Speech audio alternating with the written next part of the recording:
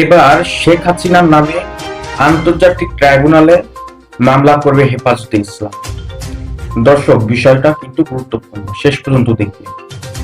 বাংলা ট্রিবিউনের একটি সাক্ষাৎকারে হেফাজতে ইসলামের কেন্দ্রীয় যুগ্ম মহাসচিব ও ঢাকা মহানগর আমির মাওলানা মামুনুল হক জানিয়েছেন, 2013 সালে 5 মে সংঘটিত মতিঝিলের শাপলা চত্বর ট্র্যাজেডিতে নিহতদের পরিচয় প্রকাশে তারা একটি বিশেষ কমিটি গঠন করেছে।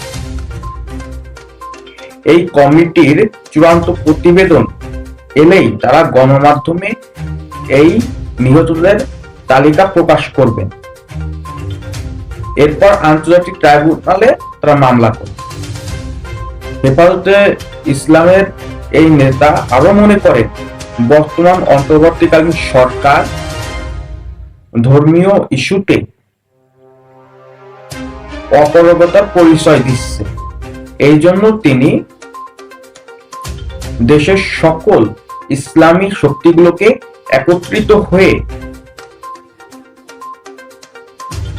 ইসলামের আন্দোলনকে, ইসলামী শক্তিকে বৃদ্ধি করার জন্য তিনি আহ্বান জানিয়েছেন।